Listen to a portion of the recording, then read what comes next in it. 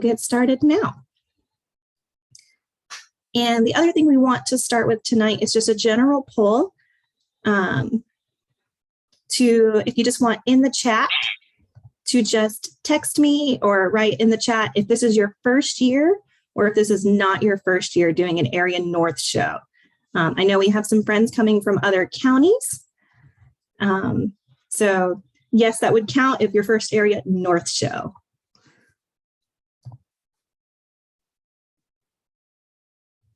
And I'm going to rely on either Allie or Claire to help me with the chat since I can't see that.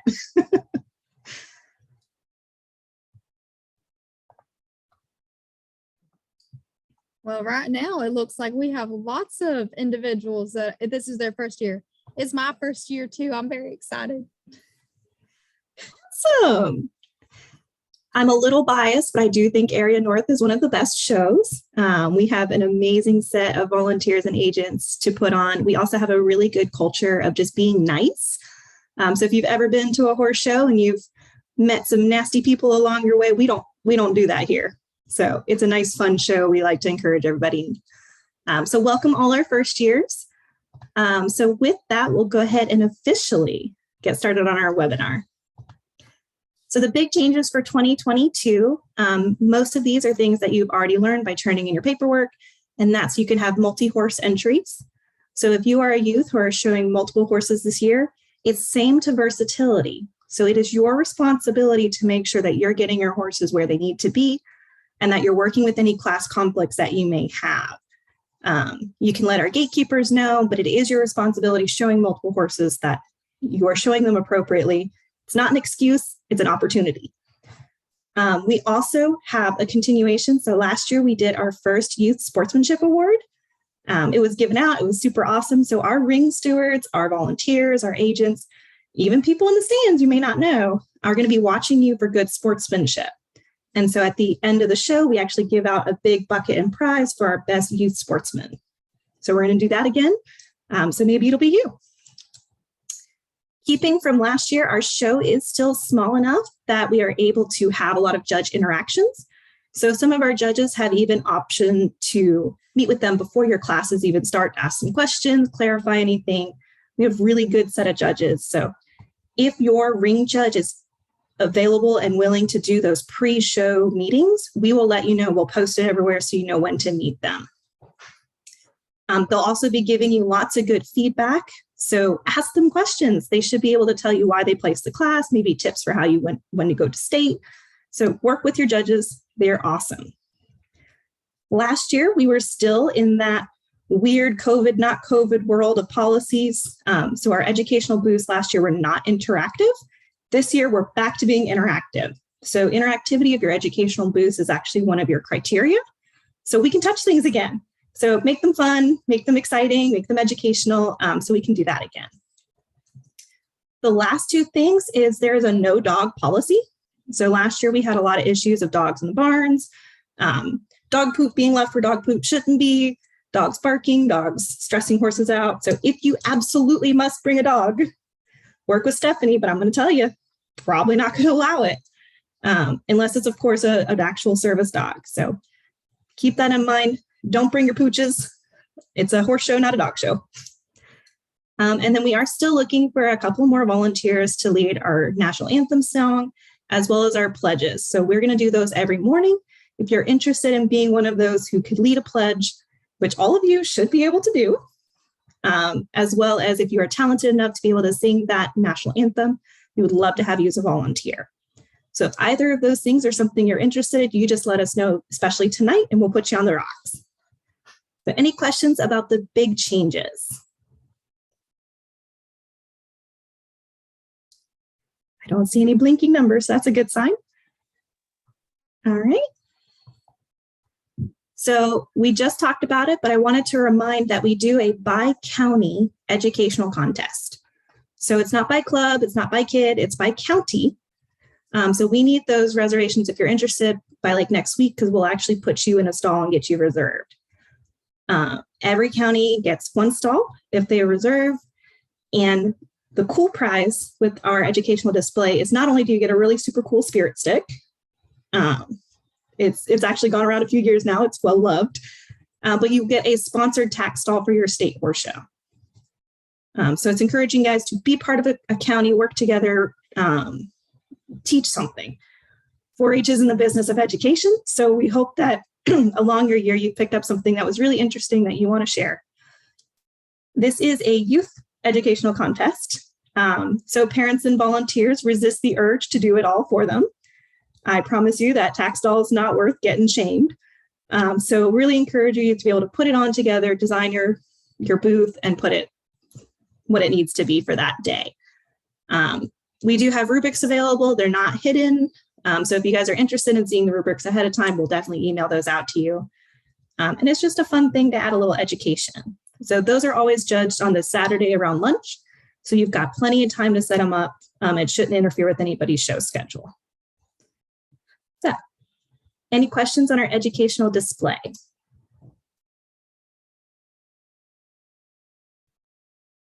Anything in the chat for me? Yes. Bailey Connor has said that she would like to carry a flag in the parade. And then a Dixie Corbin has said that they would like to do the pledge on Saturday. Awesome. Thank you guys for volunteering. It's definitely much better when it's led by youth and not adults or Pandora. Awesome. Well, all right. So again, if your county is interested in doing this educational display, just let Ms. Grace know so we can put your county name on a stall so you know where you're going. And you have that entire stall to decorate. Yeah. This is the quick breakdown of our show schedule. So none of this is secret, but if you want to screen cap it or take a picture of it, it is what it is. It's also fully listed in your handbook. It's just formatted a little bit different because my brain reads it a little bit differently. So check-in is both Friday and Saturday. Fridays is going to be 3 to 7. That will include your pony measuring for a little bit of that time, as well as your bit checks. So that's your check-in. Saturday, it's going to be 7 to 8 a.m. If you have to have a late check-in, we do need to know with as much advance notice as possible to make sure someone's there, including like our ag inspectors and things like that. So if you can, please, please, please check in during this time period. It's super fast, super easy, but we need you during those times. Our opening ceremony is going to be at 4:30 p.m. in the Cattlemen's Arena. So if you're carrying a flag or interested in helping with that opening ceremony, we'd like to bring everybody over there, at least for pledges and to kind of celebrate our show. Friday, you can see our breakdown of both our rings as well as when things start. Western dressage is going to be the first thing to get started, and that's going to start at 5. And then immediately after that, at 6:30, we'll follow up with traditional dressage. Speed is going to start at 6 in the Cattlemen's. And then as soon as we're done with ground handling is when the games will actually start. So however long that takes, I am not a wizard and I can't predict that. Saturday is our big day. The biggest thing is all your divisions are going to start at 9 a.m. And then trail is going to be open 11 a.m. to 3 p.m. And then by noon, we're going to judge our displays, announce our volunteer of the year, and at around 3 o'clock is when we'll announce our Youth Sportsman Award.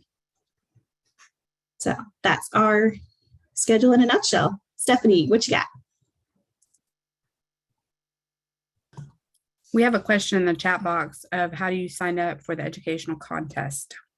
Excellent. So to sign up for the educational display, you just write an email to either myself or Ms. Grace saying that you're interested and we'll reserve a stall for you. So it's super easy. And we'll also send you that rubric when you sign up so you know exactly what you need to make. All right. So hopefully everybody's taken a nice picture of the schedule. Again, it's also in your handy dandy handbook. So we've tried to make this as comprehensive and as easy to follow as possible so that you know when to do things and where. So we'll move forward past that. Miss Stephanie, you're up. Tell them about grounds. All right. Well, we are excited to have you guys back again this year.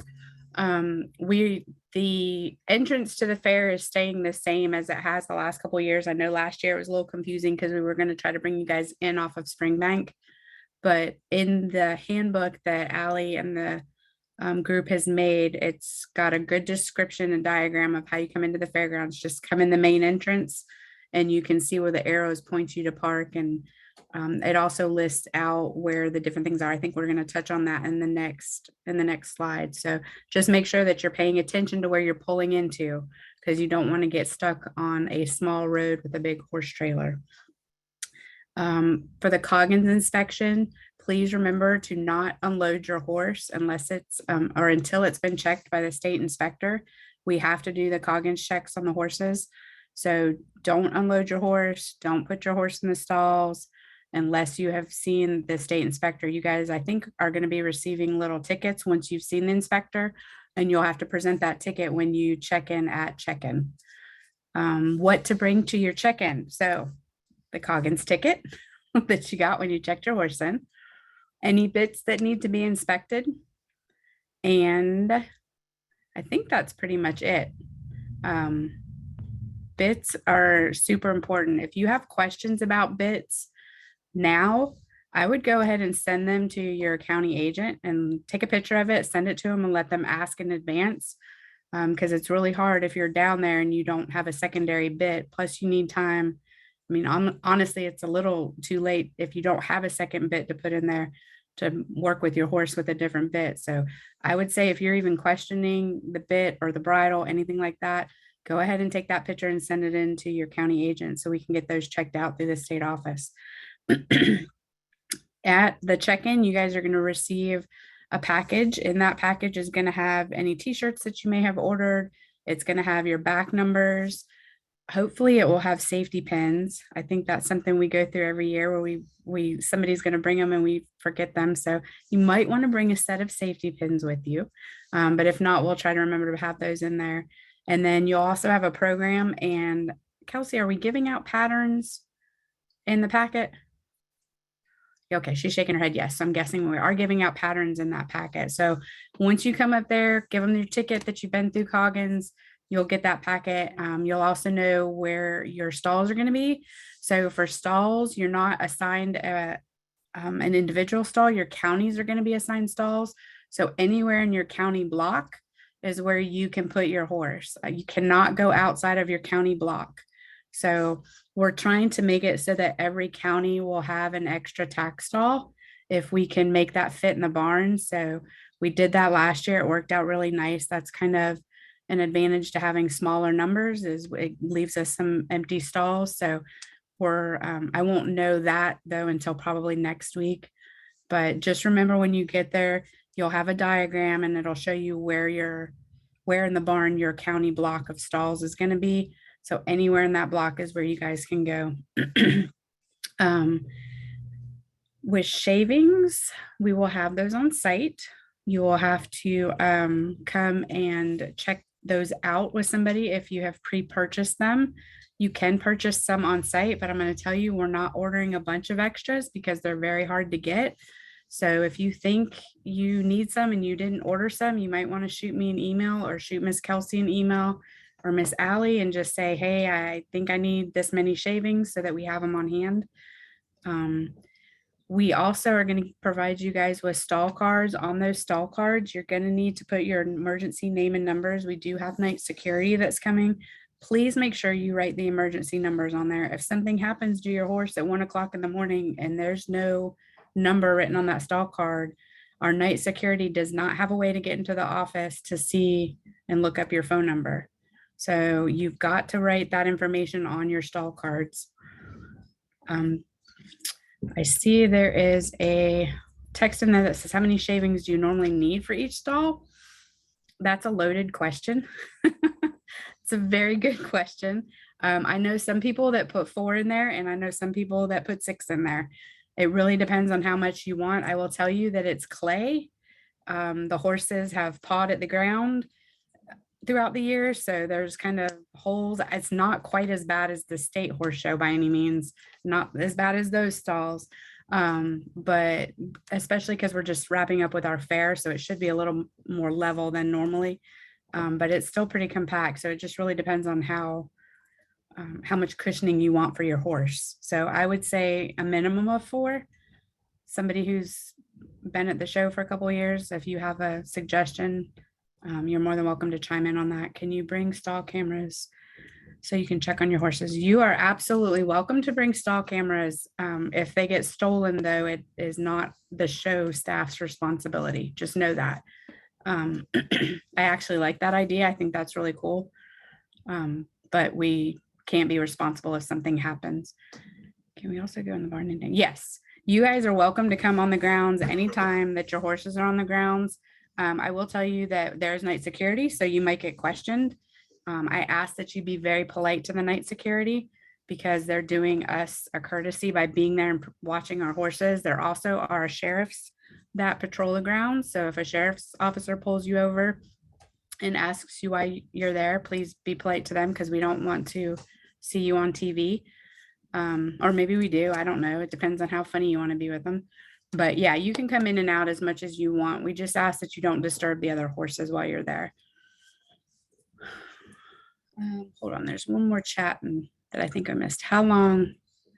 Okay, so I'm going to direct this other question back to Kelsey. I don't know if you want to answer it now, if you want to touch it back at the end. It says, how long will lunch be and will the walk track classes be before walk track canter? And will the jumping classes be before lunch? So do you want to touch on that in a little bit? Okay.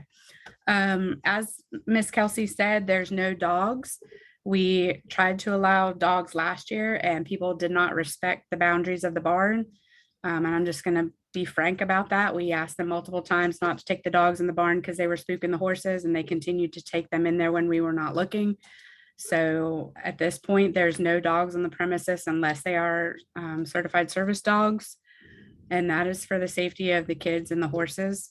So if you have a service dog that you need to bring with you, you're more than welcome to call me and we'll work something out so that you can do that. But as of right now, because of what happened last year, there's no dogs during the area show allowed in the show perimeter. Please remember, if you're on a horse, you have to wear a helmet. There's no exceptions. If you are on the horse, you have to wear a helmet. Just because you're not in a saddle on the horse doesn't mean you don't have to wear a helmet. If you are sitting on the horse, you have to have a helmet on. If you're working that horse on the ground, you have to have a helmet on. If you're just walking the horse back and forth, it's up to you. We're going to suggest you have a helmet on because that's our jobs. But if you are working your horse, lunging it, doing any kind of groundwork with it, or you're sitting on that horse's back, you have to have a helmet on.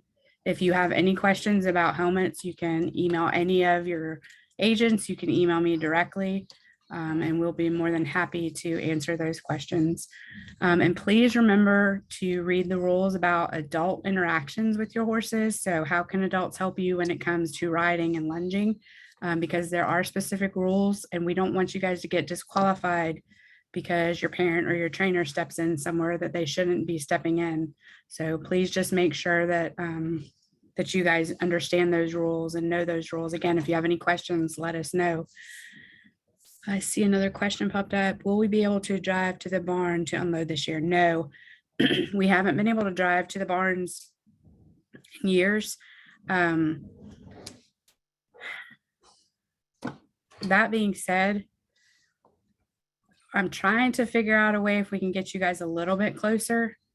But I'm working with our fair guys on that.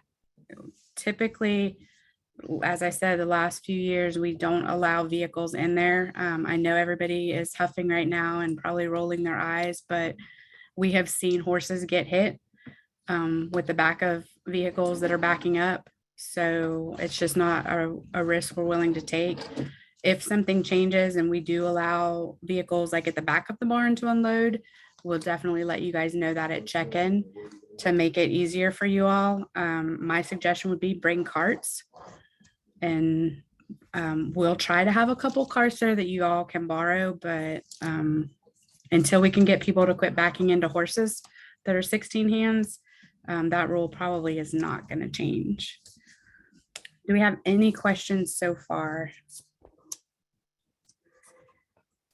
No. And like I said, if you guys have any questions about ground information, please feel free to email me, and I'll try to help you guys in advance. Definitely while we're there, you can ask me questions.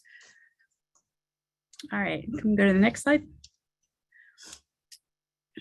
All right, so in the great book that Allie Shortinghouse updated for us, you all should have gotten that. It's the Area North Handbook. That should have went out via email. If not, we can definitely send it to you. So just put it in the chat if you didn't receive it, and we'll email it out to you. But there is a map. It looks just like this one, and you can see where everything is. So if you look at the far left or top left corner, you can see the arrow going down. That's actually coming in off of 16 through the main entrance.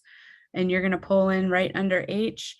That's where you're going to check your horses in. So just kind of study that map a little bit. Nothing's really changed from last year. We'll have a lot of signage up. We've learned that over the years. We have some cool little signs that point here and point there and tell you where to go. So I think kind of the main things for you guys to know right now is know where J is. That's where your Coggins check-in is. So you're going to have to, yep, she's circling it with the cursor. So you're going to kind of just line up there. You're going to go through the Coggins check, and then you can go where it says northeast, west, south. You can park your trailers right there and start to unload once you've gone through check-in. What I would do is go through check-in and then get your stuff and go up to the show office, which is where M is. I know it looks really far away, but it actually is not that far. But you'd leave your horse at the trailer, just come up there with your Coggins ticket, your bridle, and we'll give you your packet. You'll know at that point where your stall block is going to be, and you can walk back to the stalls. You'll also, I think, and Kelsey, you can correct me if I'm wrong, will there be a stall map in the packet in case they forgot their handbooks? We can totally do that. Okay, I can print those out. I'll put that on my to-do list to print out, and that way you guys will have the stall maps on there. There is a shower house.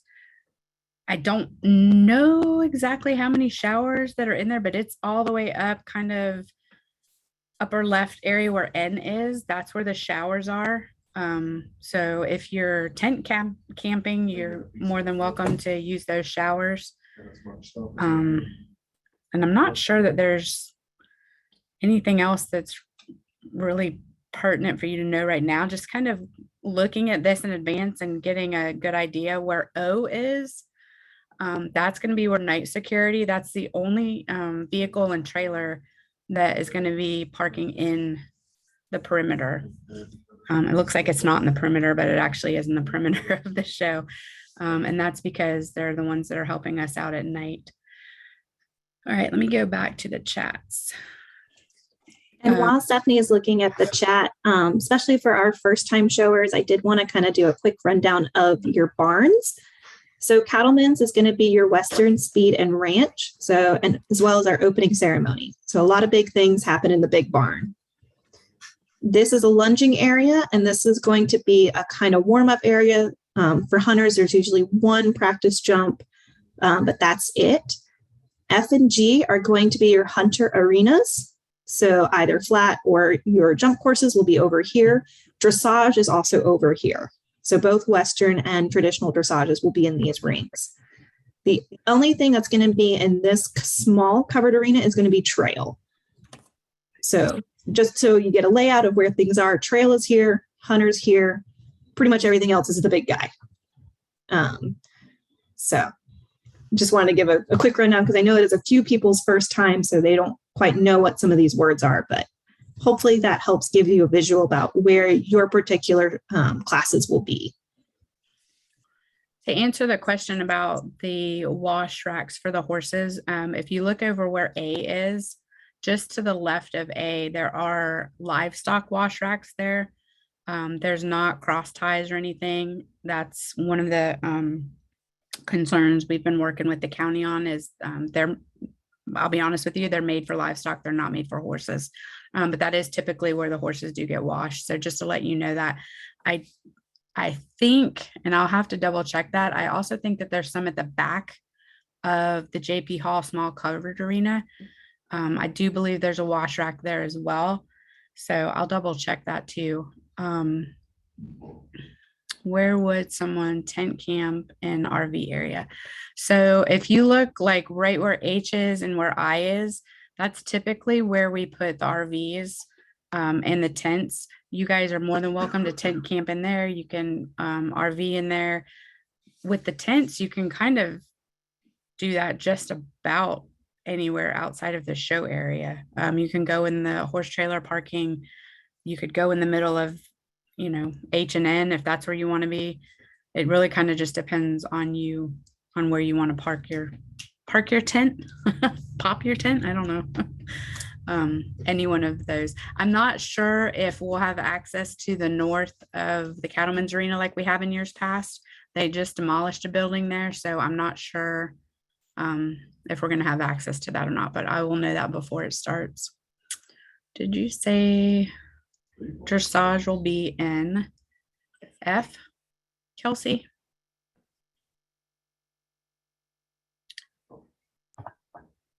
I believe it's supposed to be an F because we typically do Hunter and G. Yeah. Yeah. Okay. Do we need to bring our own water hoses for the wash racks? Yes. You need to bring your own hoses for the wash racks, and you need to take your own hoses home with you, or someone will take them. So anything you bring with you, please make sure you take with you. We typically will take stuff back to the office, and I will give people a week to let me know if they're missing stuff. And then it becomes the property of Area North or whoever picked it up. So just keep that in mind. We typically give you guys a week, but I don't have space to store extra hoses and bridle hooks and manure forks and things like that, as much as I would love to. How far is the shower house away from the camping area? That is a great question. Hold on one second. How far would you say the shower house is from that? It's the shower house just on the end of the building. Yeah. Where's that? It's by the Red Barn. It's by the red, yeah, kind of by the Red Barn. Like where Old Ford is? Yeah. 300, 300 yards, 200. somewhere around. It's walkable. Yeah. I would probably drive my vehicle there, but it's walkable just because you're tired by the end of the night. Are dogs allowed in the trailers? Mhm. Kelsey?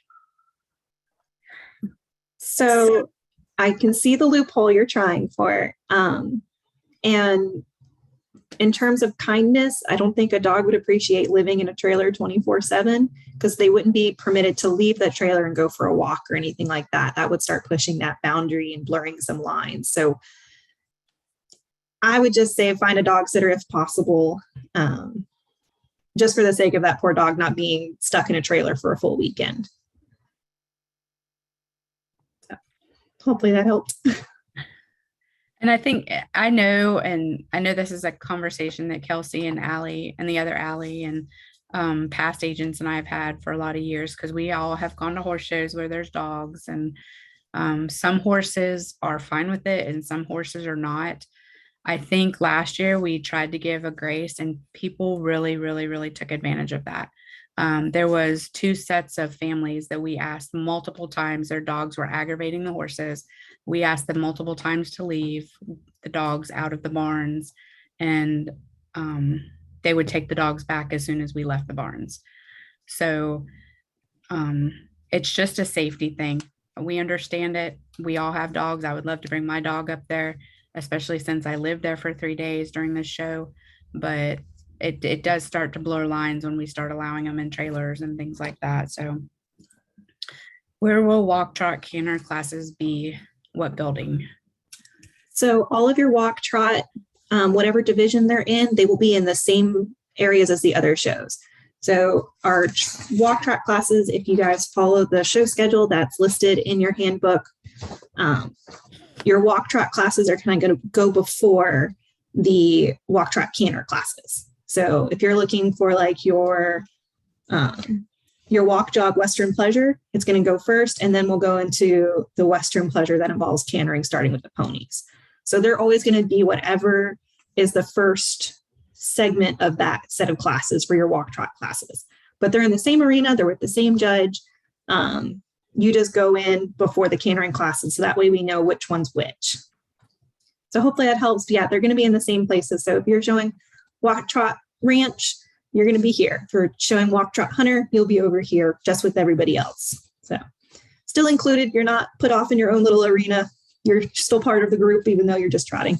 I still show Walk Trot. There's no shame in it. There's another question there. It says, can we show it before check-in?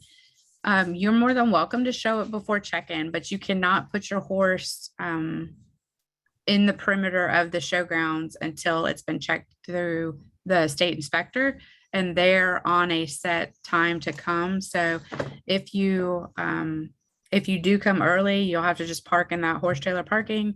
I'm not going to say that you have to keep the horse in the trailer. I mean, you can tie them out to your trailer if that's what you want to do. We don't encourage that, but if that's what you want to do, that's fine. But they are not allowed to enter the stall area or any of the rings until they have gone through the state inspector. So I do know that people are traveling from a long ways. So I hate to say, no, you can't come. Maybe you, like I said, come park in the horse trailer parking, tie your horse to the side of the trailer and unload your stuff. That would give you a little bit of time there, but unfortunately the horses cannot go past that fence line into the show area until they've gone through that inspection. Please request the shower has been unlocked. So we always request the showers are unlocked. Funny thing is that people like to lock them behind them. I'm not sure why that is. So we definitely will have them unlocked. And thank you for bringing that up, Addison, because it reminds me to tell you guys where the other bathrooms are, because this is super, super important. Even though this looks like it's a big area, and it is, but it's not brutally large. You can walk to all these places fairly fast. So D, up where the Cattlemen's Arena is, there's bathrooms like literally right under D. There's also bathrooms right there on, oh, the other D. Oh, I marked them all D. Look at me. I'm good. Down between F and G, there's a D. Right between F and G, there's bathrooms right there. And the only one that I didn't unmark for you guys is right by O, just north of O, where her cursor is another set of bathrooms we'll have unlocked.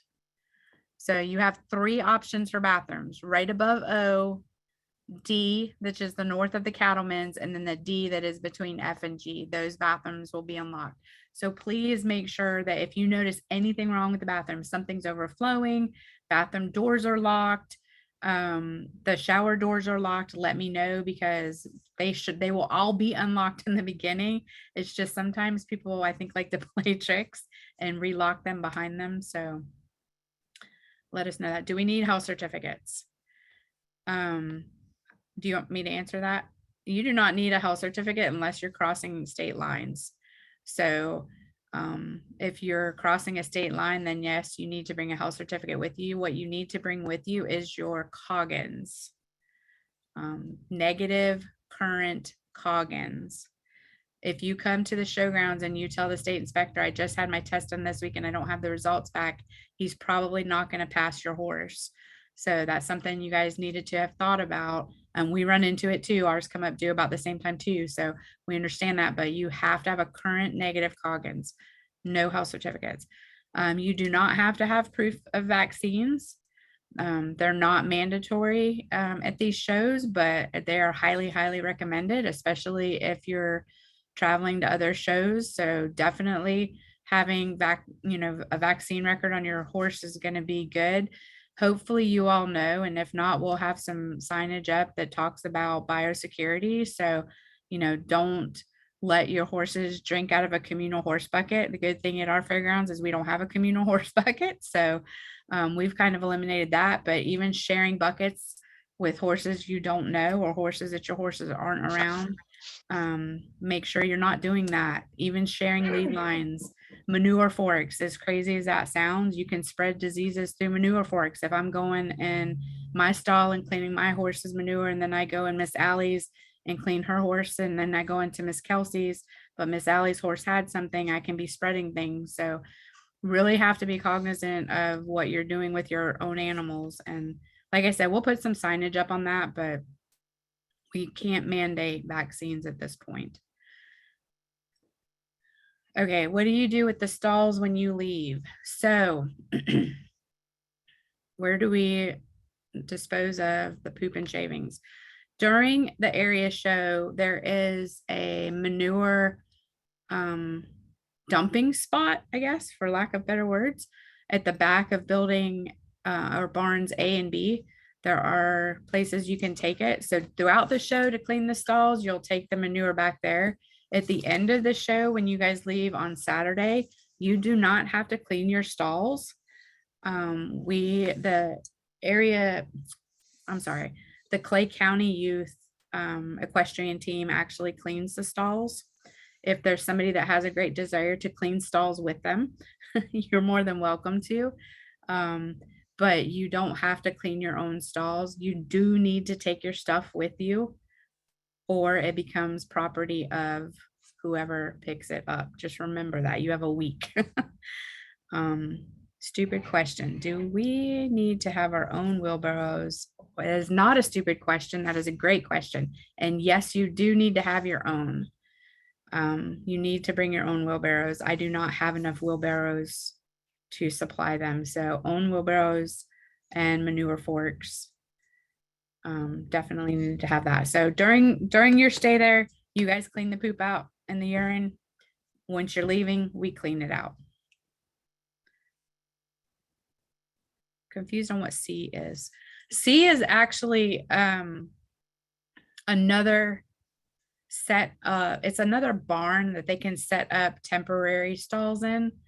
I think in my 14 years here have used that maybe twice. We have not used that in several years. So C is just an extra set of temporary stalls. They're cement. They're not clay like the other ones. So good question. Can we bring outside shavings? You're more than welcome to bring outside shavings. Yes. After Miss Stephanie answers these questions. Okay. No, you absolutely need to bring your own food and water buckets. No communal buckets there. So definitely bring your own food and water. If it's your horse, you need to bring it with you. Just think of it that way. If you guys have any other questions, I'll go ahead and put my email in the chat. You guys are more than welcome to email me if you have any more grounds questions. The only other thing I think you need to know is that we have, what's it called? A food truck coming. So there's not going to be a concession stand, but there will be a food truck on site. So that will take a little bit of pressure off of us. So Kelsey, I'm going to turn it back over to you.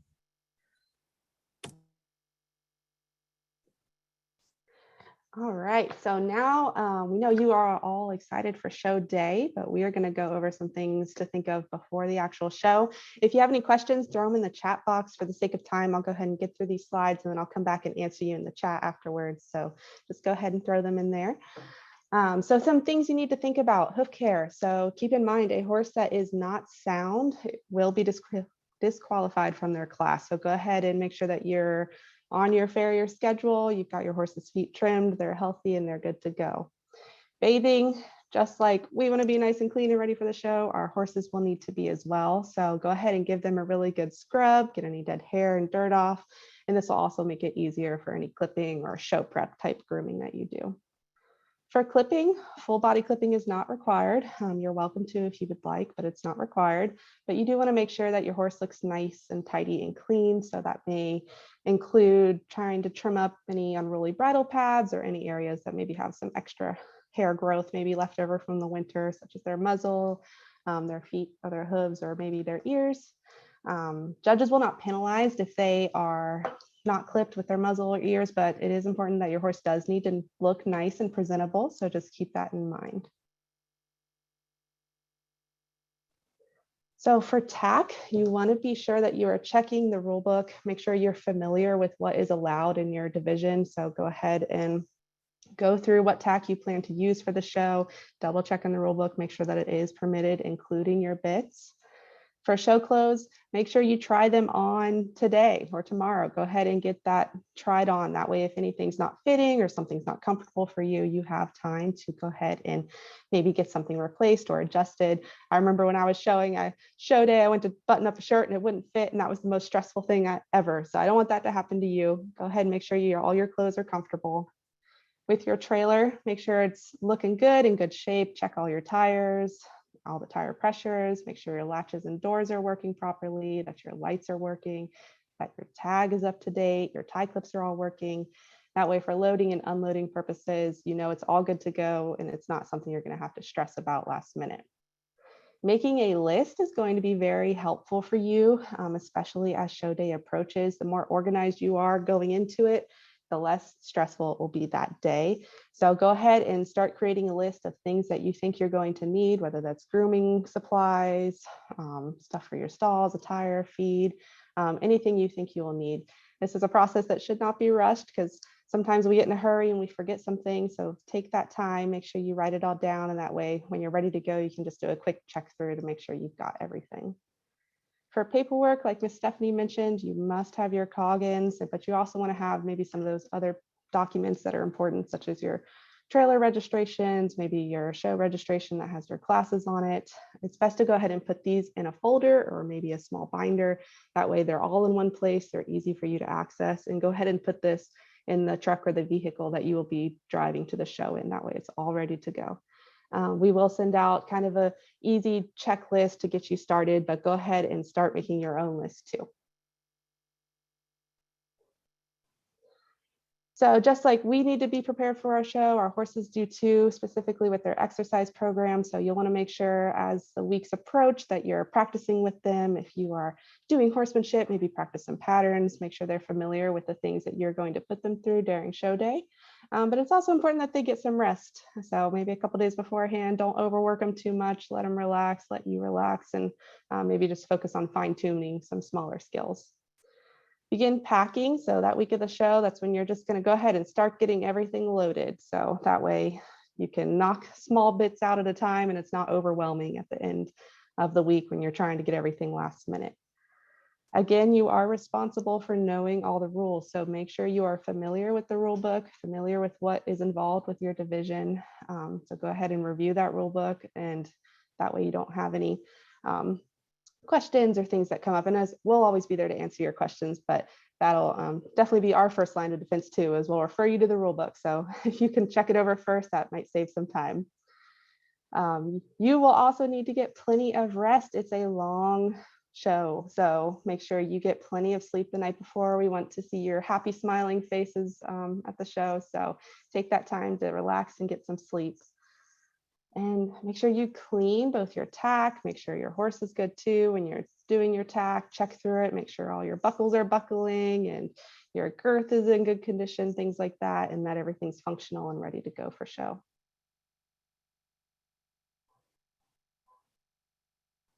And then the day before check-in, so these are just going to be those final things that you're going to go through. Double check your truck, make sure everything's looking good, your trailer, and that's, you go through your checklist and make sure that you've got all your packed items checked off and you don't have anything missing. And if you notice something missing, go ahead and put it on that checklist. That way you do one last run through before you leave and double check that you have it. You want to groom your horse again. If your horse is like mine, they do not stay clean. So you want to make sure you brush them again or give them a quick bath. That way, when you're actually at the show, kind of all that hardcore grooming will be done with, and it'll just be some final touch-ups. So you can put your horse's tail in a sock or maybe in a tail wrap or in a braid to help them keep clean. Some people will, even if your horse has white legs like mine, I know when he lays down his stall at night, they are not white in the morning. So you may even want to consider wrapping their legs to help keep them clean and white, just things like that. And again, those are things that you would need to add to your supplies list. So think of those ahead of time. Feed and water, like was mentioned earlier, you will be responsible for bringing all your feed buckets and water buckets, as well as all your own feed, your hay. So make sure you are scheduling that out. How many feedings are you going to need? How many flakes of hay are you going to need? We also recommend that you pack some type of sealed container of water from home. Not only because some horses can be a little funny about drinking different water, but also in case if you're traveling from afar and you get stuck in some traffic or something, you have water available.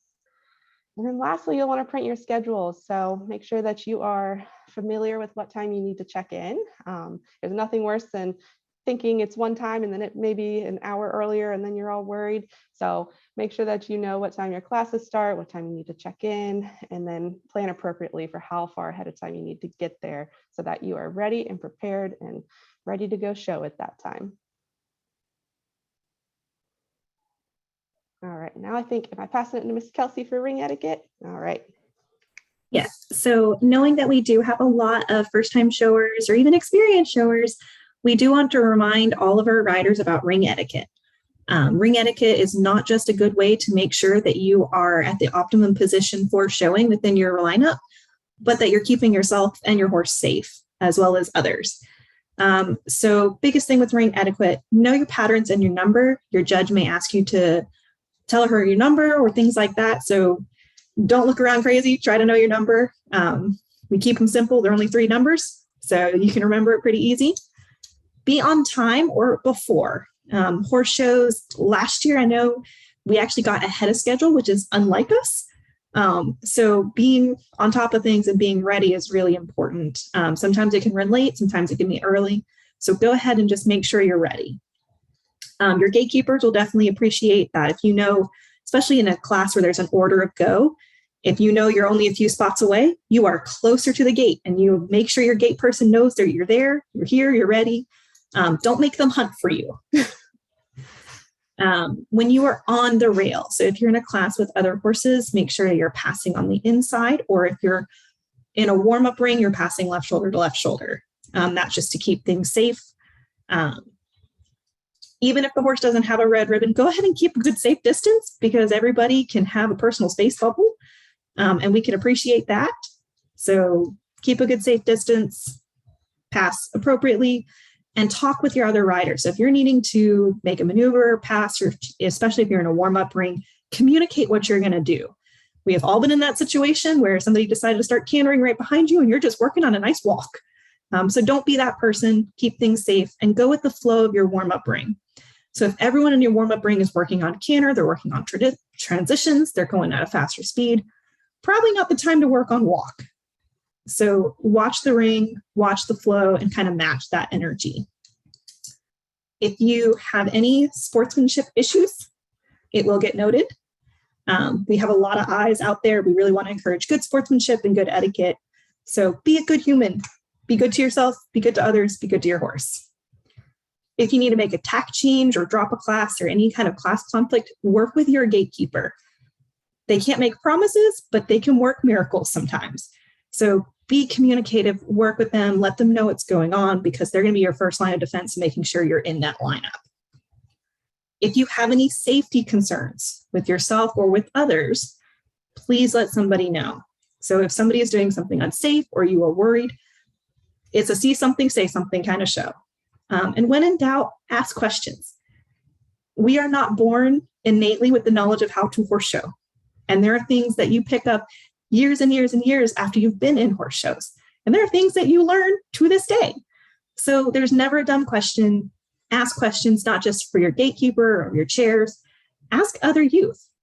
So there's lots of showers that have done it plenty of times that I'm sure would love to give you a helping hand or a helpful piece of advice.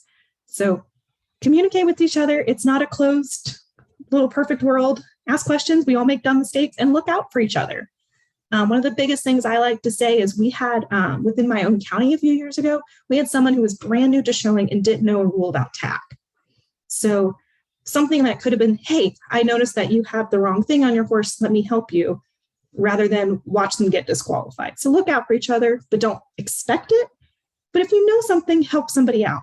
There's a lot of details to the show. We all forget something. Could be as simple as maybe you left your vet wrap in your horse's tail and you're about to go into showmanship. Say something. Go ahead and get the vet wrap out. It's okay. But work together to make a good, happy show. So that brings to our Youth Sportsmanship Award. We really do encourage our young riders to be good sportsmen. Horse riding doesn't always have the best reputation, and we need to change that. And that's as simple as being respectful, using kind language, not gossiping, just being generally respectful, making positive comments. So avoid the need to whisper to your friend about something crazy you just saw because you don't know that person's story. I like to remember that we have all had that moment where we have prepared perfectly for our show or our ride or whatever, and our horse decided not today. So they could be an angel at home and never done that thing before. So resist the urge to say something and recognize that someone's worst moment in your eyes could be the best moment in theirs. So be understanding. We're all at different levels and where we're at. So be kind. And if you see something awesome, compliment your fellow riders. It takes 2 seconds to do, but let me tell you, it will make somebody's day. And it can be as simple as, gosh, your horse is really gorgeous. Or you had the best flying lead change I've seen all day. That is awesome. So encourage each other, watch other classes.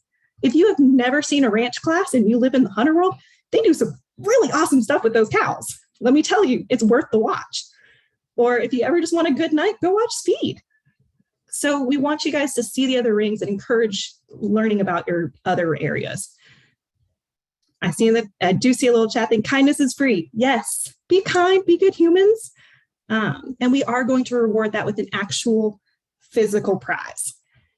We also have Gotcha Being Good tickets. So at some point in the show, if you do something awesome, you might get a little ticket. You just come to our main office and you get a goodie from the bucket. So super easy, but we want to really reward that change in culture to just being nice. It's really easy. Yet it's something that a lot of people forget to do. So hopefully we're all excited to be good, nice people and compliment and cheer for each other. Same thing with in the stands. The other thing with etiquette is sometimes your family doesn't know good etiquette. So if you have friends or family coming out of town that don't know anything about horses, let's remind them some of the basics. Inside your handbook, there's a lovely kind of 10-step to good etiquette. It's going to blur it because my background's blurred. But it's a horse show etiquette guide, and it talks about simple things like when you should leave and exit a bleacher, how you should worry about things. Non-horse people don't realize all the things that scare horses. So umbrellas, strollers, trash bags, random toys that the kids will bring because they're going to be bored and you have to educate, like you have to entertain them somehow. We know. So just kind of remind your family and friends about things that they need to know. But yeah, so that's a good, helpful, quick little guide. Hopefully you guys enjoy it. Any questions about etiquette or our sportsmanship award? You have Awesome. a couple questions in the chat box. Would you mind reading them to me, Stephanie? I'm having a hard time seeing it. Yeah, I'll scroll back up, but one of them is, I see you can drop a class if needed. Can you add one once you get there? Really not unless you're changing because of like a pony. So if you measure for a pony and you come out to be a horse or vice versa, that's the only time we're really switching classes, but you can absolutely drop. The next one is, are fanny packs allowed? And then I'm going to scroll back up and see if we missed any. So I'm okay with fanny packs, just probably not while you're riding, but definitely walk around the grounds. Fanny packs are awesome. I think that was it. I'm scrolling back up. Awesome. Well, if you guys have any other questions, feel free to ask. And again, just be the person you want when you're at a horse show. So same thing goes with your friends and family. So with that, I'm going to turn it over to Ms. Claire, who's going to run down some little details about your division-specific rings. We are not going to be able to cover all the nitty-gritty details of these rings in the short time that we have. So this is just a quick run over. So if you're in a particular ring and you need more details, go ahead and send us an email later and we'll try to work with you more one-on-one. This is just to help you familiarize yourself, especially with our first-time showers. So we'll turn it away. All right, so the hunter ring, that is not exactly something I'm the best at. So if y'all have questions and I don't answer them or none of us answer them, please refer to your rule book because it'll have all your answers. So again, in our little bullet points here, no boots on your horse below the fetlock, but boots protecting the cannon bone are allowed in equitation over fences class. The judge may ask riders to hand gallop during the under saddle class. I apologize. Riders 11 and under, so our junior intermediate riders, paddock boots with garters are allowed. You are allowed to wear bands or braids and ribbons. Any color's fine. Green may be less distracting. It's also 4-H. You know, we're here for 4-H. That's a big deal. Black gloves are encouraged. You are supposed to ride with, in the other showings of the hunter classes, you wear black gloves. So might as well practice here. Riders 11 and or over the age of 11, tall black boots, black riding gloves, and hair in a netted bun is required. Tan breeches, or I'm not exactly sure how to pronounce that, jodhpurs, a white collared shirt, blue or black show jacket, belt, and the belt and boots that match. Showmanship, you have your hunter bridle, which is preferred, a non-embellished leather halter, tack, iron stirrups, bridles, must have the cabeçon, nose bands, and plain leather brow bands. Breastplates are optional, not required. Martingales are not allowed in any under saddle flat classes. Draw reins and hackamores are not permitted. No boots below the fetlock in any classes, whether that be under or just in saddle or over fences. Cannon boots are permitted only in equitation over fence classes. No figure 8, flash or drop nose bands are allowed in hunter classes. Braided on right side tail braids are preferred, and a clean body clipping, please.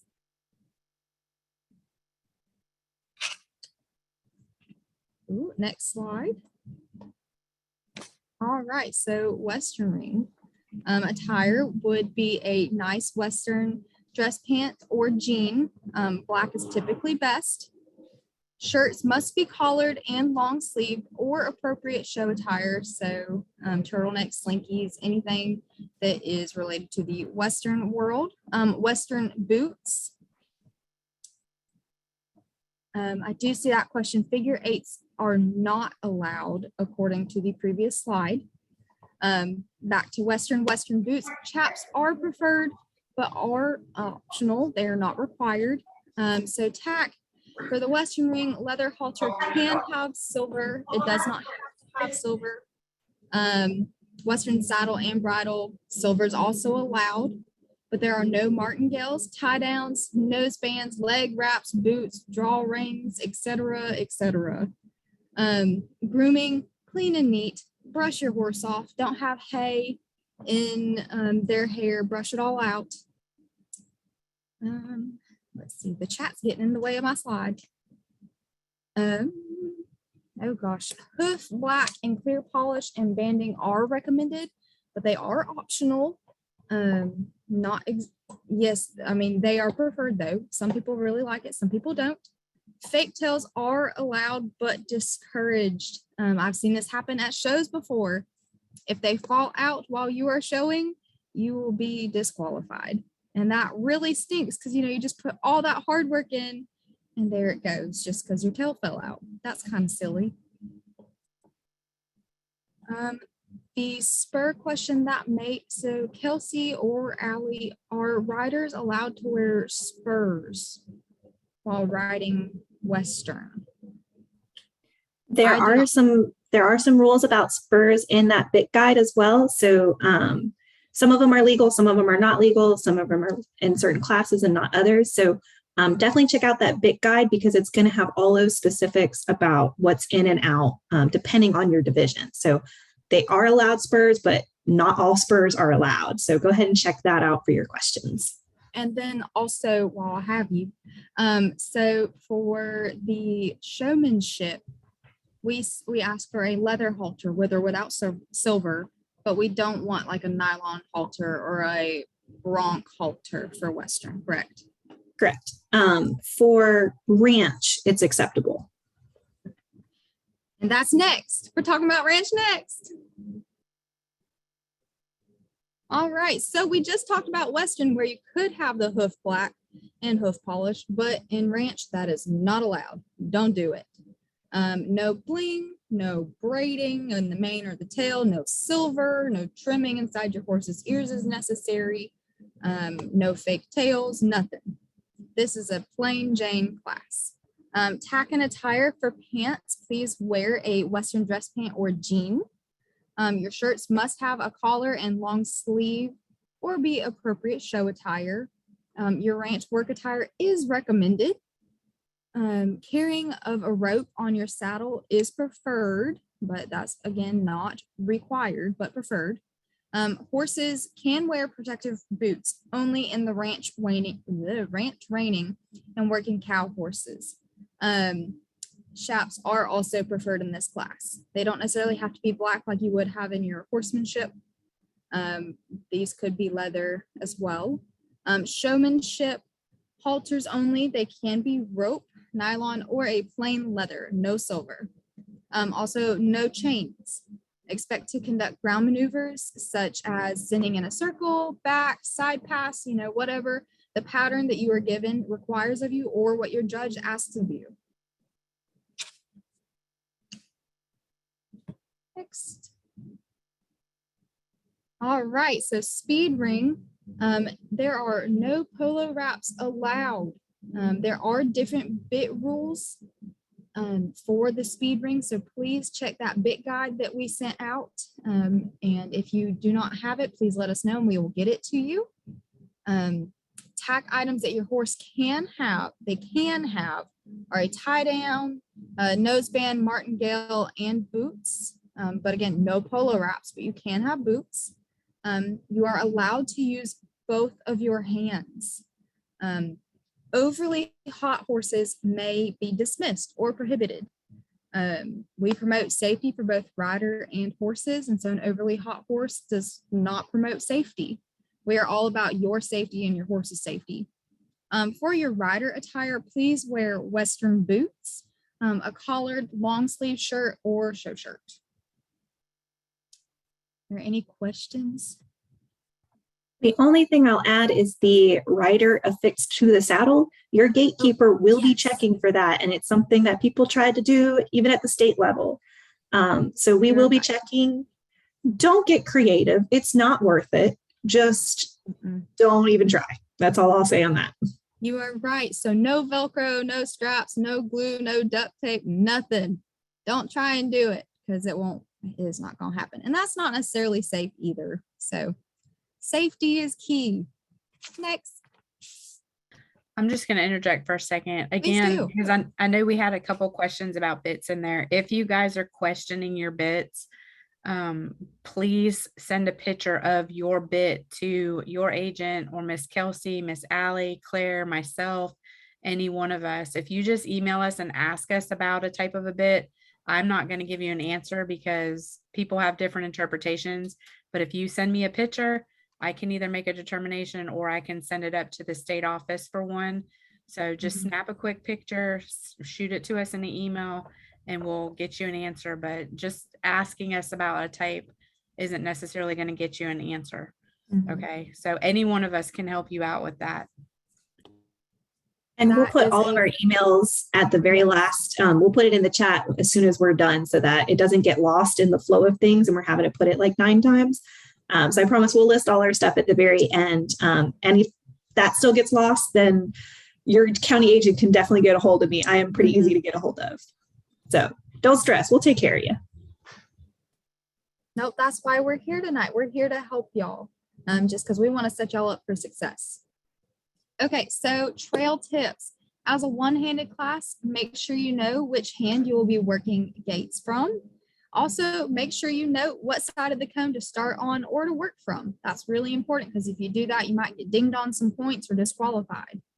The trail class is open from 11 to 3. So come whenever you're ready to compete. This class can get backed up, so sooner is preferred rather than later. As Miss Kelsey said earlier, we kind of ran ahead schedule last year. So be prepared to go ahead and crank through these classes. We don't want you to miss out on another class that you're in.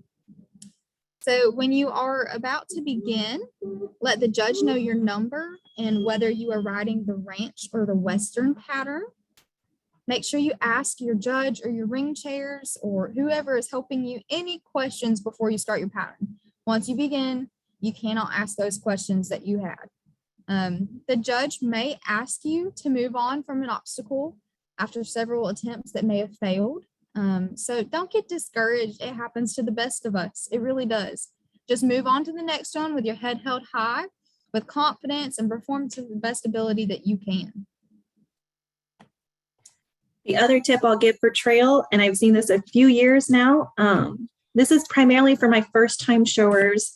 Resist the urge to copycat the rider you saw before you. I will say this, we've had several years where all but one youth got disqualified because they were doing things on the wrong side of the comb, but they saw somebody do it and then they all did it. So look at your pattern, know your pattern, trust yourself, and resist the urge to copycat because it's probably not going to work out in your favor. I have seen it go wrong more times than not. So resist that. And then the other thing with trail is, depending on how they have the arena set up, we are not going to know before the day of whether or not they're going to be separated. So one section of the arena is going to be Western, one separate to be ranch, or if it's going to be combined in the arena. So we'll know that the day of. You guys will be able to look at it, but there is no trying of obstacles. So you can look at it from the outside. You can do your plans, but just keep that in mind when you're looking at your patterns. It may not be perfect or it may be separated. We don't know that yet. So, and last year trail, everybody waited to the last minute. And because of that, we didn't leave until very, very, very late because it's a slow class and everybody wanted to do it at 2:45. So get it when you can, sooner rather than later. Otherwise, we'll be there all night. All righty, that's all my trail tips. Well, those are some great tips. Just make sure, biggest thing, know your patterns. Know your patterns. Y'all got this. Is this my slide or Kelsey, are you taking it? I can take it. So for the dressage ring, we know dressage takes a long time to kind of get prepped up and ready for. So if you plan on riding any dressage classes, so whether that be Western or traditional, we encourage you to come in that earlier side of check-in. That way you've got plenty of time to tack and clean, braid, and get your horse warmed up. So Western dressage starts at 5 and traditional starts at 6:30. So know that. It's in the same ring with the same judge. So you can kind of hang out. If you're doing both, at least you know Western goes first and then it's English. So you can do those braids differently. You are not assigned ride times.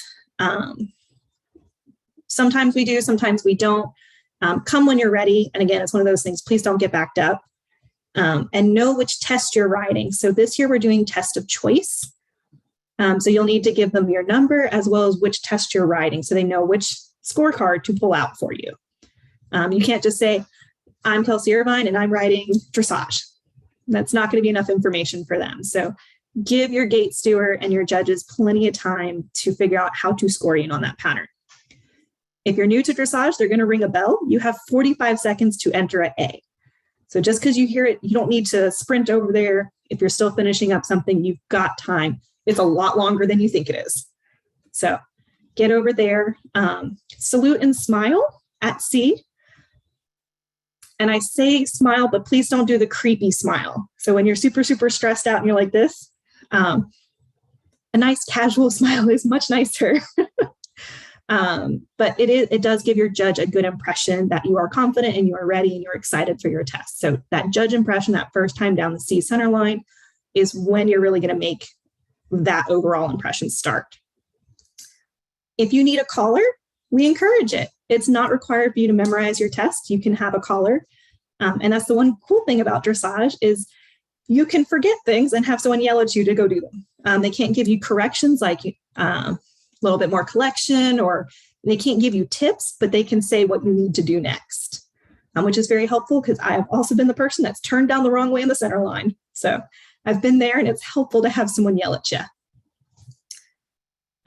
Double check your bits and your tacks. So when you check in your bits, they get an approved or denied. So we do see crossover with dressage because not all hunter bits are allowed in dressage. So if you know you're riding dressage in that, make sure that you're using the right dressage bit because they may pass the legal test at check-in, because they'll be legal for hunter. And we've seen this happen a few times, and I don't want to break anybody's heart that just did the best test of their life and they did it in the wrong bit. So hunter and dressage bits are different. Please know that. And if you are running those tests as a dressage rider myself, use your corners. Do not cut your corners. You can really make some great shapes and great strides with your horse by using those corners. And after your final salute, make sure you thank your horse, because dressage is hard. Don't let them ever tell you otherwise. So with that, are there any dressage questions in the chat? There were. Let me see if I can scroll back up and see. All right. Are the patterns in the rule book for classes actual patterns to remember, or will they be different when check-in? So if you're riding dressage, you have already selected which tests you're doing. For all the other classes that require patterns, you get them at check-in. So you've already pre-declared what you're riding dressage-wise, and then you'll figure out check-in what your patterns are for showmanship and all your other classes. If you're not sure which test you pulled as part of your registration, I recommend you look at your confirmation email again and download those patterns there. So that's pretty standard, but you chose it, so hopefully you know it. Okay, so I think that answers the other question of where can I find the test pattern? And then, are you There's a allowed to glitter put question. glitter on your horse for dressage? I wouldn't. Keep it simple. I mean, it's kind of fun, but I would recommend it to not do that. You can braid, you can have nice attire, you can have nice tack, but we don't need body glitter and sparkly toes. All right, so we're going to move past that for the sake of time. Again, if you've got other division specific questions, feel free to reach out to us and we can give you more detailed answers and more one-on-one as time goes on. But I know it's almost 8 and we're going to power through this, y'all. So if for whatever reason you want to protest a class placing, you do have that right. What happens? Ooh, sorry about that, guys. What happens is you're going to leave $100 cash, kind of like a deposit. And then if the appeals committee rules in your favor, you get that money back. If they rule against your favor, then the money just goes back into it, and we offer it for things like scholarships. So you have the right to protest something, but I can't tell you if you're going to win that protest or not. But there is a solution that you can try. So if you're really into something, things happen. We want to help. So feel free to ask questions and do those policies. If you are making a protest, come to the show office and we'll help you do that. It rarely happens. Most of the time people are good with things, but it's there for checks and balances. So the last couple tips is just your general tips as a human, especially if you are a first-time shower. It is a hot weekend. Please hydrate. We don't need you falling out. We don't need you having heat stroke. Hydrate your horse too. It is so important to just drink water. I can't stress that enough. I'm one of those show moms. I have a little bucket full of bottles of water. And if you even look thirsty, I'm putting a bottle in your face. So just drink. I'd much rather you go to the bathroom 100 times, but you're healthy, than to get heat stress. And it is a real factor when it comes to this horse show. We are outside all day in the sun, and it's never on our side. The more grooming and prep you can do that Thursday night before you leave and that Friday night as you're getting ready, the easier your show day is going to be. I don't recommend trying to start braiding your horse's hair at 8:45 when your class starts at 9. Somebody may have that talent, but I'm going to tell you it's probably not going to work out. Have that checklist. It really does help. I always forget something. Last time I went to a show, I forgot my water hose. So it happens to the best of us. I have a laminated sheet that I actually check things off, but that's just my personality. Do what's best for you to be able to get things going. We do say that details matter. Even if you're doing our walk trot classes, please make sure that your tack is clean, that you are clean, and you're presenting you and your horse to your best of your ability. Details matter. So your judge will look to see if you scrubbed your bit. It may not be a huge difference on whether or not you're placing, but it does matter. We are showing and we're showing off. If you are new, please work with other youth from your county or even just other youth you see in general and ask for tips. If you are that experienced youth, give the tips, give the compliments.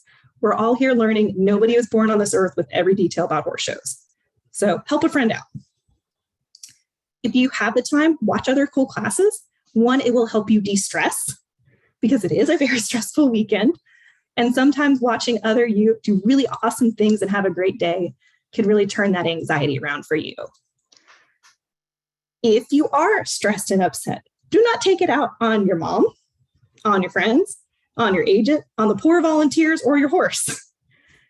It happens. Go ahead and just take a moment to yourself, breathe, relax, and then come back.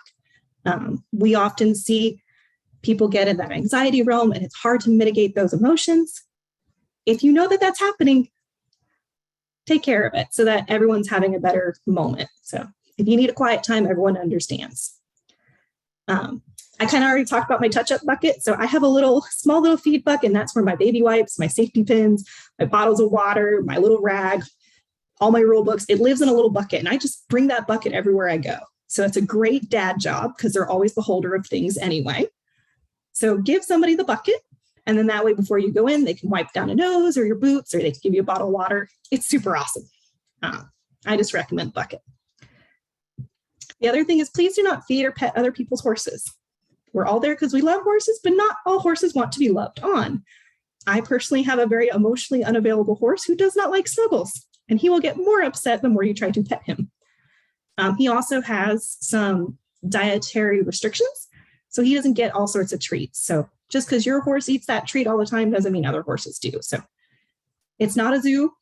It's not a petting zoo. It's a show. Touch your things, and that's it. Don't touch other people's things. If you are bringing family, please be aware of your volume and actions while watching your classes. So that includes gossiping about other youth, which you should not be doing anyway. Calling out to your youth for tips. There is no coaching from the rail. We will get you dinged for it. Don't you worry. So don't do it. And if you need to leave the bleachers, they make a lot of noise. So if you're in a very quiet class and you need to leave the bleachers, just wait until that class is done and they're being dismissed to then leave. It's very distracting for the judges and our riders for you to just start clamoring down the bleachers to go to the bathroom real fast, and they're still working on placing or doing a pattern. So just some common things like that. And when in doubt, just have fun. At the end of the day, that's really what it should be about. And if you're not having fun, maybe consider doing something else because it is stressful, but life's too short to be miserable. So make it a fun and positive experience, not just for yourself, but for those around you. So the last thing we're going to do is something you guys can do at home. And if you want to send me a photo of you doing it, that'd be awesome. Or if you want to show them off when you check in, I definitely will have extra candy for anybody who wants the brownie points. So this is a getting ready activity. I have 5 note cards because I'm going to have 5 classes that I'm showing in. If you have 3 classes, if you have 2 classes, if you have 1 class, you just get the right number of note cards for that. And then I just have a little binder clip. So this is my cheat sheet when I go to a show. So what I do on the front is I write the name of the class and the number, because sometimes your announcers will just do the numbers, sometimes they'll do the names. So I like to have it for reference, when it starts or when I expect it to start, and where it is on the showgrounds. So especially if you're working in multiple arenas, it's good to know which arena you need to run to. On the back of that card, I put down any specific information for that class. So if it's a pattern class, any kind of tips I want to remember for that pattern, what the goal of that class is. So for showmanship, it's going to be your ability to show your horse. It's that teamwork. For a conformation class, it's going to be your horse's conformation. So how do you need to set your horse up to really show that off? If there's any specific tack rules, like I can use this here, but not here, or definitely make sure to take this off before going on here, use it to your advantage and put them on the cards. The other thing that I've seen you do with this is sometimes they put inspirational quotes. So if you just need that quick moment to read something positive and get you excited, I recommend it. So this is something you guys can do. You just work in your rule book to fill them out. And you can show them to me when you check in, and I definitely will have candy for anybody who does this. I will work for food, and I think others will too. But this is really a great thing, and you can put it in your bucket. So when you're looking to get to your next class, you can pull out your baby wipes and you can pull out your cards and prepare for that next class. It allows you to go to this from this, which is far easier to sift through when you need that quick detail information. I know with that, we have covered a lot, and it's now almost 8. So if you've got other questions, feel free to put them in the chat. If we can't answer them tonight, we will answer them the best we can through email. And the other thing is going to be an all call, especially for parents. A horse show is big. It has a lot of moving pieces. And even if you've got 10 minutes to spare to help run something, we do always need volunteers. So if you're willing to volunteer, leave your name in the chat and we'll reach out to you to figure out your best place. That way you're still able to see your child ride. But if, all your shows are on Saturday and you've got all Friday to just kind of hang out, we always have stuff that needs help. So with that, we will close it down or be open if anybody wants to unmute or text a question for us. We'll see, there is a question about, is there a certain color ribbon you would recommend for a horse with one eye that needs a little more space since she's blind? Not aggressive or known to kick, just more caution. So would you suggest a yellow ribbon for caution, or would you stick with a red ribbon, or what color should we put in our tail? When in doubt, go with red, because most people know red ribbons. They don't always know the nuances of the other colors. And that's a great thing where you can talk with the other riders in your division or those standing around the wait up gate and just tell them what's going on. So communicate with others around you.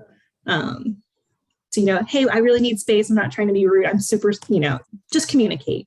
But when in doubt, red, even the lay people know what red means. So it's not going to ding against you. Your judge isn't going to look at your horse and be like, oh, they're bad. It'll just help keep you and your horse safe. So that's a great question. What else we got? Kelsey, just a reminder, we will have water coolers at the arenas.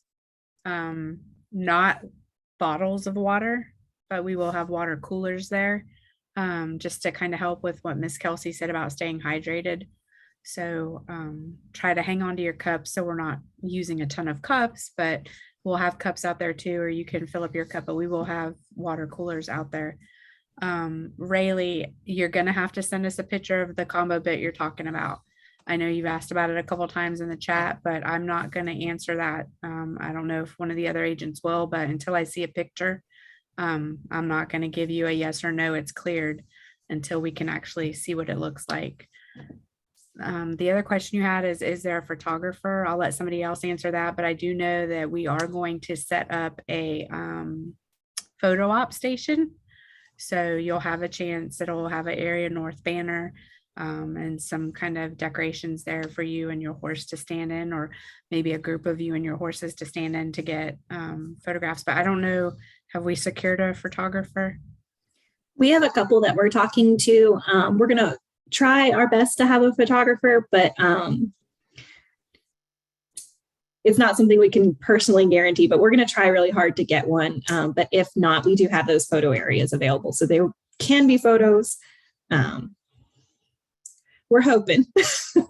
They come on a volunteer basis and we don't pay them. So it's at the mercy of if they have the time to be able to come out for the show.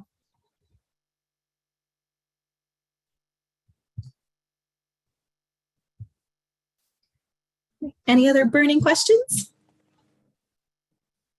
All right, well, what we're going to do is I'm going to post our final poll in true 4-H fashion. We do value your opinion. It's totally anonymous, but just a couple of quick questions if you guys wouldn't mind filling that out. So I'm going to go ahead and launch the poll now. There's a total of 3 questions. It should take you a whopping like 30 seconds if that. So please fill it out. It really helps us.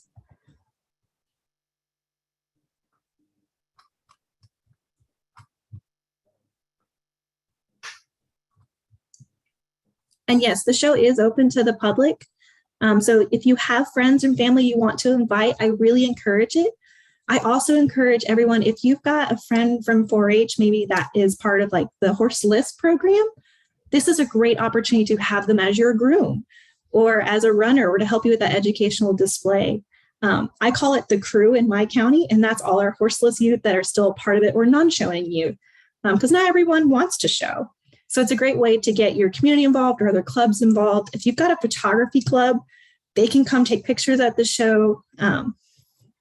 it is open. We do ask that the public follows 4-H rules.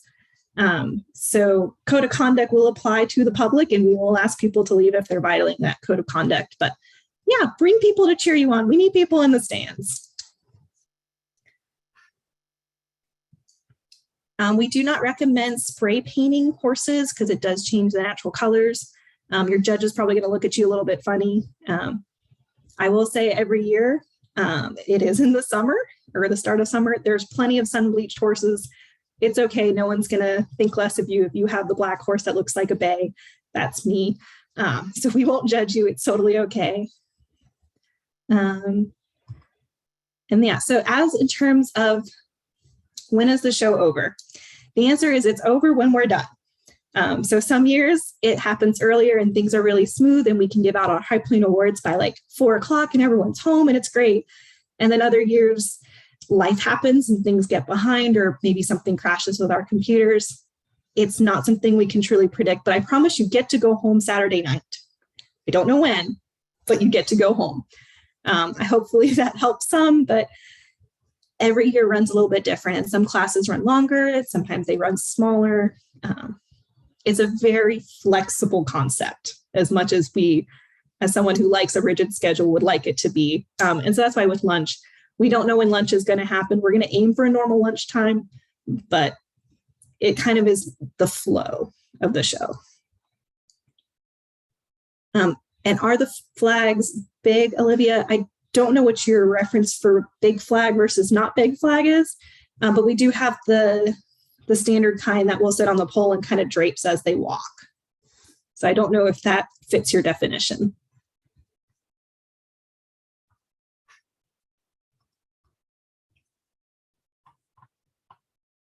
All right. So with that, you guys are welcome to unmute or ask any other questions. We are here for you. We'll keep the Zoom open until about 8:15, and then we're gonna call it a wrap, and then we will post this at recording, so that if somebody missed it, then they'll be able to catch up.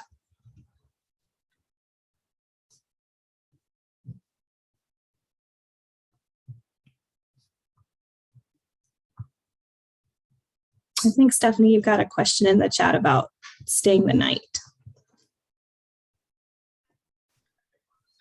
I do not want to stay the night Saturday. No, I'm just joking.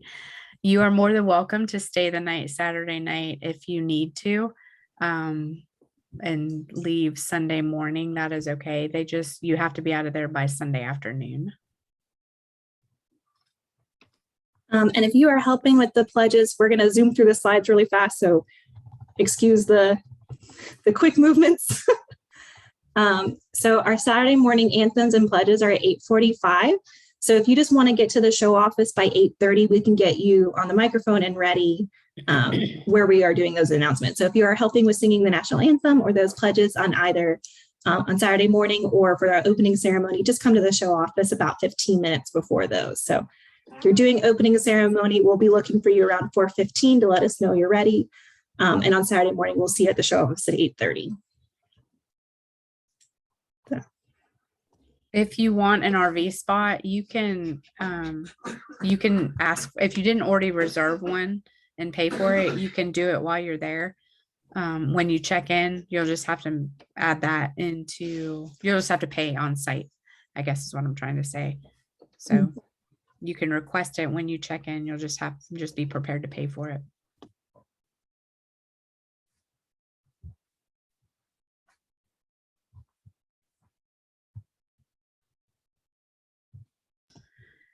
No, let me go back to see, when did we have the inspector there? Inspectors are 3 to 7 on Friday and 7 to 8 on Saturday. So like I said before, you're more than welcome to come. You'll just have to, you can come earlier and unload your stuff into, well, I guess you can't even do that because you won't know where your stall is, will you? Well, you will if you walk through the barn, I guess. So this is what I'm going to say to you. You can come bring your horse and park in the horse trailer parking, and your horse just has to stay at the trailer. It cannot come onto into the showgrounds leave your horse at the trailer. If you want to unload your stuff and find where your county block is and unload your tack and stuff in there, that's fine. You're more than welcome to do that. But you cannot bring the horse inside of the gates until you've gone through the Coggins check. So I know that is kind of hard, but I mean, at least you could start to unload your stuff and get it, get that settled in and all of that. If you have more specific questions about that, Emily and Serena, email me. Stephanie, sorry. Shoot me an email. Miss Ann, I see that you're on the call. Did we miss anything? You've got some good experience. Can you hear me? I keep dropping, coming back.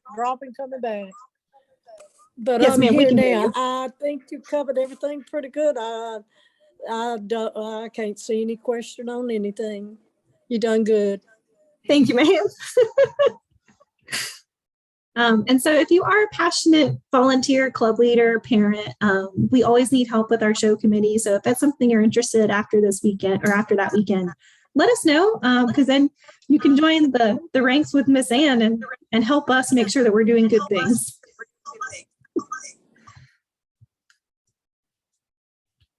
All right. Well, I'm not seeing any other burning questions. So you have our emails, get a hold of us. Thank you guys for joining. Hopefully you found this helpful. And we look forward to having a really awesome Area North Horse Show. Like I said, I'm a little biased, but I think we got the best in the books. And I look forward to proving myself right on that one. So it's really up to you. Let's have a good weekend.